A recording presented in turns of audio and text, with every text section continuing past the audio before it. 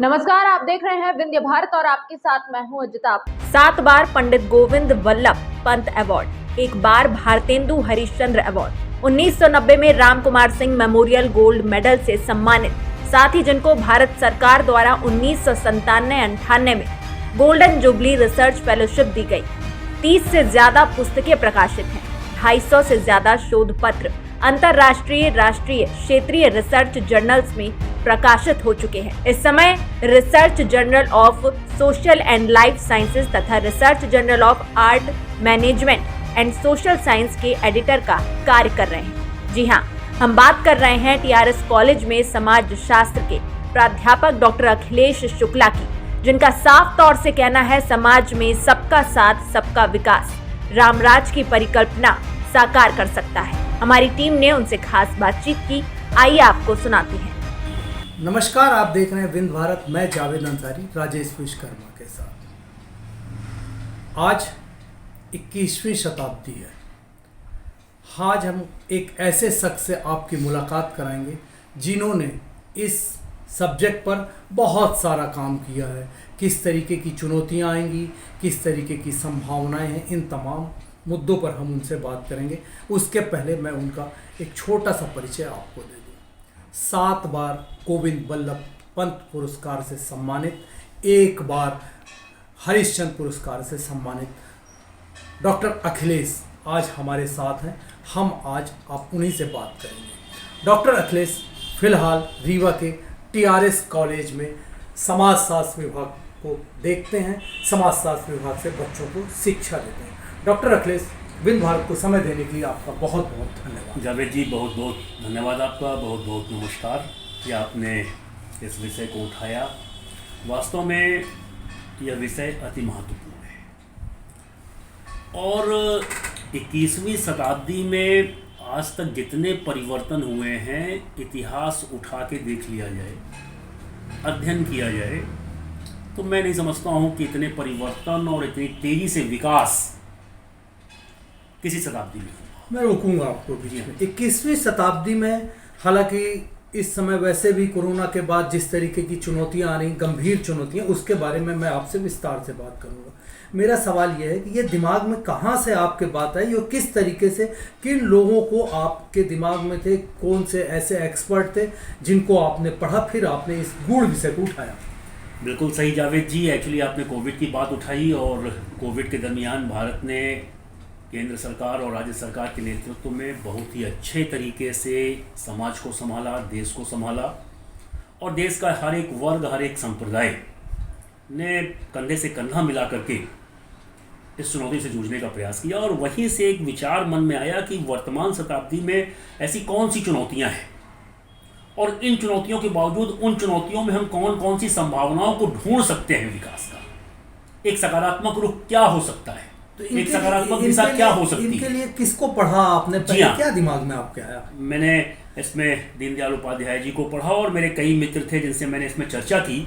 उसमें से फाली उपाध्याय बड़ोदरा यूनिवर्सिटी के हैं, फाल्गुनी जी बड़ोदरा यूनिवर्सिटी की हैं, डॉक्टर सुनीत हैं central university of south Bihar गया के, कमलेश कुमार जी हैं सेंट्रल यूनिवर्सिटी के, शुरोमी मिश्रा जी हैं कानपुर की, अनुराधा जी हैं पश्चिम बंगाल से, डॉक्टर मिहिर हैं मुजफ्फरपुर से, डॉक्टर वीणा हैं भागलपुर से, डॉक्टर धर्मेंद्र कुमार जी हैं सेंट्रल यूनिवर्सिटी से और लोकेल पांड्र जी हैं आगरा से, रानी त्यागी जी हैं HR कॉलेज मुंबई से, आफ्ताब जी हैं आगरा से, श्रुति जी हैं मेरठ से, धनवानी जी हैं बड़ोदरा से। तो एक लंबी श्रृंखला थी, एक लंबी लिस्ट है, एक लंबी श्रृंखला। मैं अपने दर्शकों को दिखाऊं। अब मैं धीरे से उस विषय पर आ जाता हूं जिसको लेकर आज हम बातचीत कर रहे हैं। मेरे हाथ में आप एक पुस्तक देख रहे होंगे, 21वीं सदी में भारत की चुनौतियां एवं संभावनाएं। 21वीं सदी में हालांकि चुनौतियां तो बहुत सारी हैं, बहुत सारी ऐसी चुनौतियां जिसको हम लोग देख लेते हैं, तो उसके बारे में तो हम आप बात कर सकते हैं। लेकिन जब एक शिक्षक इस सब्जेक्ट को देखता है तो वो ऐसी चीज़ें देखता है जो हम और आप सामान्य आंखों से नहीं देख सकते। तो आपने ऐसी क्या चुनौतियां देखी? बिल्कुल जावेद जी, मैंने आपसे पहले भी निवेदन किया कि हाँ, इसका सबसे बड़ा कंट्रीब्यूशन क्या था कि चुनौतियों में संभावनाएं क्या है, उसका सकारात्मक रूप क्या है। चुनौतियां तो हैं हम उनसे जूझ रहे हैं और उनसे जूझते हुए हम एक नया रास्ता कैसे निकाल सकते हैं। हमारे प्रधानमंत्री नरेंद्र मोदी जी, हमारे मुख्यमंत्री शिवराज सिंह चौहान जी और हमारे उच्च शिक्षा मंत्री मोहन यादव जी ने बहुत ही बढ़िया राष्ट्रीय शिक्षा नीति प्रदेश, आप जानते हैं मध्य प्रदेश पहला राज्य हुआ जिसने इसे लागू किया, और बहुत सारी उन चुनौतियों को जूझने का प्रयास राष्ट्रीय शिक्षा नीति के माध्यम से भी करने का प्रयास। आपने राष्ट्रीय शिक्षा नीति का जिक्र किया, तो राष्ट्रीय शिक्षा नीति में ऐसा इस बार नया ऐसा क्या आया जो आपको प्रेरित करता है, आपको ऐसा लगता है कि इस सब्जेक्ट से हमारी चुनौतियां बेहतर हो जाएंगी, कुछ हम उसमें संभावना ढूंढ लेंगे? बिल्कुल जावेद जी, राष्ट्रीय शिक्षा नीति का सबसे बड़ा कंट्रीब्यूशन जो मैं समझता हूँ वह यह है कि हम विद्यार्थी को इस तरीके से तैयार करें, उसमें इस तरीके से कौशल पैदा करें, उसमें इस तरीके से नैतिक मूल्य पैदा करें और उस मैंने एक ऐसी कैपेबिलिटी तय कर दें कि वह स्वयं दूसरे को रोजगार देने के लिए तैयार हो। और आज जो सबसे बड़ी समस्या हमारे समाज में बेरोजगारी की, वो बेरोजगारी की समस्या राष्ट्रीय शिक्षा नीति के उद्देश्यों को पूरा होने से निश्चित रूप से पूरी हो। दूसरा भी जी, आज हम 21वीं शताब्दी में रह रहे हैं, आप भी हैं, हम भी हैं, पूरा समाज है, और हमारी जीवन शैली बदल रही है, हमारे मूल्य बदल गए हैं, हमारे प्रतिमान बदल गए हैं, हमारे सोचने का तरीका बदल गया है। राष्ट्रीय शिक्षा नीति भारतीय दर्शन के हिसाब से इन नैतिक मूल्यों को, नैतिक आदर्शों को अपने विद्यार्थियों को आत्मसात कराना चाहती है और एक बेहतर इंसान बनाने का प्रयास करना चाहती है। नैतिक मूल्यों को हम बेहतर कर दें, अपने आप बहुत सारी चीज़ें सुधर जाएंगी। एक आपने अभी नई शिक्षा नीति का जिक्र किया, मैं थोड़ा सा सब्जेक्ट से आपके एक अलग सवाल आपसे ये पूछूंगा। नई शिक्षा नीति के बारे में आपने बात की, तो जैसा कि मैंने भी थोड़ा सा पढ़ा, हालांकि आपका ही लेख मैंने पढ़ा था, मैं आपके ही लेख को उल्लेख करूंगा कि बीए करने वाला लड़का अगर एक साल बीए कर रहा, फिर दूसरे साल कॉमर्स करना चाहता, फिर तीसरे, इस तरीके से ये जो नई चीज़ आई है, इसके बारे में हमारे दर्शकों को भी जरा समझाइए। जावेद जी, विद्यार्थियों को पूरी छूट है। लड़का गणित का है, साथ में समाजशास्त्र पढ़ सकता है। लड़का जूलॉजी पढ़ रहा है, साथ में वो इतिहास पढ़ सकता है। और सबसे बड़ी बात यह है कि इस राष्ट्रीय शिक्षा नीति में विद्यार्थियों को रोजगार से जोड़ने का प्रयास किया गया है। कहीं कोई बंधन नहीं है। लड़का प्रथम वर्ष पूरा करता है, उसके बाद भी पढ़ाई छोड़ सकता है, उसको सर्टिफिकेट मिल जाएगी। दूसरा साल करता है, छोड़ सकता है, उसको भी प्रमाण पत्र मिलेगा। 3 साल पूरा करता है तो उसको डिग्री मिलेगी।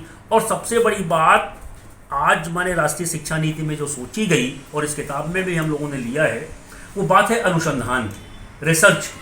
और राष्ट्रीय शिक्षा नीति में अनुसंधान को पूरा का पूरा फोकस किया गया है। और स्नातक की डिग्री, हाँ, एक चीज़ अच्छी की गई है कि जो लड़का अनुसंधान करना चाहे उसे हम स्नातक 4 वर्षों में कराएंगे। 3 साल में उसका बीए होगा और साथ ही साथ उसको हम अनुसंधान की डिग्री अगर वो लेता है तो 4 साल पे हम उसे अनुसंधान की डिग्री भी देंगे। क्या फ़ायदा होगा इससे छात्र को? बिल्कुल, देखिए, आज हम जो भी हैं वो अनुसंधान के कारण। अमेरिका या रूस अगर हमसे कहीं थोड़ा आगे हैं वैज्ञानिक संसाधनों में, तो वो भी अनुसंधान के कारण। तो राष्ट्रीय शिक्षा नीति में पहली बार प्राइमरी स्कूल से लेकर के हायर एजुकेशन तक रिसर्च को महत्व दिया गया है, अनुसंधान को महत्व दिया गया है। और जब हम अनुसंधान करके किसी बात को, लड़का कोई प्रोजेक्ट तैयार करता है, रिसर्च करता है और उसको सामने लोगों के सामने रखेगा, तो निश्चित रूप से उससे रोजगार और स्वरोजगार के जो उपादान हैं, जो आयाम हैं, वो सामने आएंगे और लोगों को काम मिलेगा। लोगों को काम मिलेगा। सबसे बेहतर इस बार की शिक्षा नीति ऐसी है जो नई नीति बनाई। मैं अपने दर्शकों को भी एक बार फिर से बता दूं कि बीए करने वाला लड़का कॉमर्स की भी बात कर सकता है, मैथ्स की भी बात कर सकता है। जैसे उसका इंटरेस्ट जिस फील्ड में आगे आगे डेवलप होता है, उस फील्ड में उसके लिए बहुत स्कोप है। वो जहाँ तक जाएगा उसको डिग्री वहाँ तक दी जाएगी। साथ ही वो अपना रोजगार को ज़्यादा फोकस किया है, रोजगार भी अपना साथ में कर सकता अपने इंटरेस्ट के हिसाब से। मैं फिर से आता हूँ, चुनौतियाँ और संभावनाएँ 21वीं शताब्दी की सबसे बड़ी चुनौती आप क्या देखते हैं और उसके निराकरण का क्या है आपके दिमाग में खाका? बिल्कुल, इस जो ये हम लोग की संपादित पुस्तक है, इस पे हम लोगों ने एक तो हमारी बदलती जीवन शैली, मैंने आपसे पहले भी चर्चा की, हमारे नैतिक मूल्य, आदर्श, प्रतिमान पश्चिमी भौतिक संस्कृति के कारण बदल रहे हैं। हमें अपनी संस्कृति में वापस आना है और अपनी संस्कृति में ही समाधान को निकालना है। बेरोजगारी है, बढ़ते हुए अपराध हैं, नक्सलवाद है, आतंकवाद है, और हमारे जो कमज़ोर वर्ग के लोग हैं जो समाज की मुख्य धारा के साथ नहीं जुड़ पाए हैं, उनका किस तरीके से विकास किया जाए। और सबसे बड़ी बात जो हमारे समाज की मूल इकाई है, परिवार।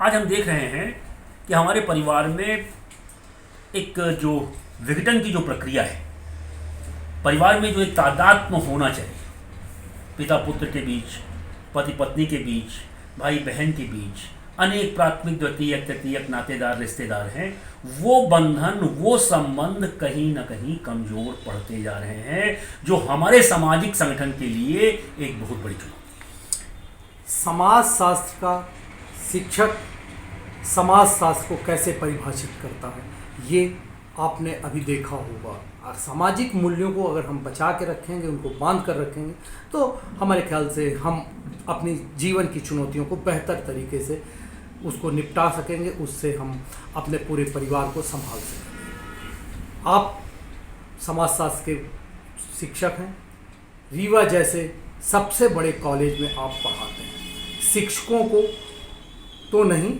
छात्रों के लिए क्या मैसेज है ऐसा जिससे वो आपकी बात को गंभीरता से सुने और उससे प्रेरणा लेकर अपने जीवन को बेहतर तरीके से गुजार सकें? बहुत ही बढ़िया जावेद जी आपने पूछा है। तो मेरा तो ये मानना है कि नैतिक मूल्यों के साथ शिक्षा और दूसरा शारीरिक स्वास्थ्य। राष्ट्रीय शिक्षा नीति में इस बार नैतिक, सांस्कृतिक और इसके साथ साथ शारीरिक शिक्षा, काया है तो सब है। तो आज आवश्यकता इस बात की है कि हमारे विद्यार्थी बेहतर शिक्षा लें, नई शिक्षा नीति के हिसाब से रोजगार और स्वरोजगार की दिशा में आगे बढ़ें, और अपनी जो शारीरिक क्षमता है, शारीरिक जो विकास है, उसको भी बेहतर तरीके से अपने कौशल को विकसित करें, ताकि वो एक अच्छे इंसान बन सकें और एक अच्छे समाज का निर्माण कर सकें। एक अच्छे इंसान बन सकें तो एक अच्छे समाज का निर्माण वो कर सकते हैं। अभी रास्ते से भटके हुए हैं। नई शिक्षा नीति ने एक बेहतर समाज को बनाने की और एक कदम बढ़ाया है। बस ज़रूरत है उस कदम में हम एक कदम से कदम मिलाकर आगे बढ़ने की। कुछ और भी अगर आप कुछ कहना चाह रहे हो तो बस संक्षेप में आप बताएं। देखिए, मैं जावेद जी, मैं एक चीज़ और कहना चाहूँगा कि इस राष्ट्रीय शिक्षा नीति और जो प्रयास हो रहे हैं, उसके माध्यम से हम समाज में राम राज्य का निर्माण कर सकते हैं। राम राज्य कोई ऐसा नहीं है कि भगवान राम का कोई एक अलग से राज्य रहा हो। एक ऐसा समाज, और उस समाज में क्या होना चाहिए, तो मैं तो चाहता हूँ कि 21वीं शताब्दी का जो समाज है वो ऐसा हो, दैहिक दैविक भौतिक तापा, राम राज्य का हुई नहीं व्यापा, सब नर करहि परस्पर प्रीति, चलहि स्वधर्म निरत श्रुति नीति। किसी भी प्रकार के किसी भी व्यक्ति को किसी भी प्रकार का कोई कष्ट न हो, और सबसे बड़ी बात जो है स्वधर्म, हर एक व्यक्ति का अपना एक कर्तव्य है। हम अधिकारों की बात करते हैं, हम आंदोलन करते हैं, अपनी मांग सामने रखते हैं, लेकिन हम कभी ये नहीं कहते कि हमारे पद का या हमारे संबंध का ये कर्तव्य है। तो हम अपने स्वधर्म को पूरा करें, और जितने भी नर और नारी हैं वो सब आपस में, चाहे किसी भी वर्ग के हों, चाहे किसी संप्रदाय के हों, चाहे किसी जाति के हों, वो सब आपस में सांप्रदायिक सद्भाव रखें, प्रेम रखें। तो निश्चित रूप से हम राम राज्य की संकल्पना को वास्तविक रूप में इस शताब्दी में पूरा कर सकते हैं। राम राज्य कोई बड़ी बात नहीं, बस छोटा सा काम आपको करना है। जिस जगह आप रहते हैं आप सारी बातें भूल जाइए, पड़ोसी का धर्म निभाइए, अपने चारों तरफ के लोगों से एक सामाजिक वातावरण में उनके सुख दुख में शामिल होइए। तमाम तरीके की इस तरीके की बातें डॉक्टर अखिलेश ने कही। सबसे बड़ी बात पल पुरस्कार। एक मैं सवाल आपसे डॉक्टर साहब रह गया, ये जो दोनों पुरस्कारों का जिक्र मैंने शुरू में किया था, हमारे दर्शकों को इनके बारे में बता दीजिए। जावेद जी, मैं इसी माटी का हूँ और मुझे बड़ा गौरव है कि विंध्याचल की माटी पे मैं रीवा में पैदा हुआ हूँ। यहीं सभी विद्यार्थियों को भी ये बताना चाहूँगा कि यहीं की मार्तंड स्कूल का विद्यार्थी हूँ। शासकीय ठाकुर रहमत सिंह महाविद्यालय से स्नातक और स्नातकोत्तर किया है। अवधेश प्रताप सिंह विश्वविद्यालय से एमफिल और पीएचडी की है, और इसके बाद लोक सेवा आयोग से चयनित होकर के प्राध्यापक के पद पर कार्यरत हूँ। क्या पूछ रहे थे आप? दोनों पुरस्कार जो आपको मिले, ये बड़ी बात है। आपने बहुत सारी किताबें लिखी। हमारे दर्शक भी जानना चाहते हैं कि आखिर हम आपसे बात क्यों कर रहे हैं, कौन सी बड़ी उपलब्धि? 7 बार मुझे भारत सरकार का आप सबके सहयोग से, आप सबके आशीर्वाद से भारत सरकार का पंडित गोविंद वल्लभ पंत अवार्ड मुझे प्राप्त हुआ है। और अभी पिछले साल ही अमित शाह जी के अध्यक्षता में यह अवार्ड मुझे दिया गया। और यह अवार्ड एक्चुअली अपराध शास्त्र, न्यायालयिक विज्ञान, सामाजिक विधि शास्त्र, इन विषयों पे जो श्रेष्ठ पुस्तकें होती हैं, उन श्रेष्ठ पुस्तकों पे यह अवार्ड दिया जाता है। लगातार मुझे 7 बार मिला और एक बार मुझे भारत सरकार का भारतेंदु हरिश्चंद्र अवार्ड मिला। मैं उसका भी उल्लेख यहाँ पे ये करना चाहूँगा कि वो यह अवार्ड मुझे इसलिए मिला था कि बघेलखंड का जो स्वतंत्रता संग्राम आंदोलन था 1857 से लेकर के 1947 का जो पूरा का पूरा मूवमेंट था, मैंने और मेरे पिताजी ने, प्रोफेसर ब्रजगोपाल शुक्ल जी ने उसमें पुस्तक लिखी थी और वो पुस्तक चयनित हुई और उस पर हमें भारतेंदु हरिश्चंद्र अवार्ड प्राप्त हुआ। कहा जाता है ना कि बच्चे के ऊपर अगर पिता का साया है, पिता का हाथ है, तो वो कुछ न कुछ कर ही जाता है। जैसा कि डॉक्टर अखिलेश ने बताया, पिताजी के सहयोग से उन्होंने देश के स्वतंत्रता संग्राम पर, यहाँ की बघेलखंड की भूमिका पर जो पुस्तक लिखी थी, उसी को लेकर हरिश्चंद्र पुरस्कार उनको मिला। 7 बार गोविंद वल्लभ पंत पुरस्कार को मिला। ये थे डॉक्टर अखिलेश, टीआरएस कॉलेज के प्रोफेसर। एक ऐसी उपलब्धि जो आम तौर से कोई सोच नहीं सकता। 1 बार, 2 बार, 3 बार नहीं, 7 बार पुरस्कार मिलना अपने आप में ये बताता है कि उनके पीछे उनकी किस तरीके की साधना, लगन, मेहनत थी, जिसकी वजह से उनको देश का एक प्रतिष्ठित पुरस्कार मिला। हम डॉक्टर अखिलेश से काफ़ी पुस्तकों, जो उन्होंने पुस्तकें लिखी, उसके बारे में भी समय समय पर बातचीत करते रहेंगे। आज के लिए केवल इतना ही। अब अपने मेज़बान जावेद अंसारी को दीजिए इजाज़त और देखते रहिए विंध्य भारत।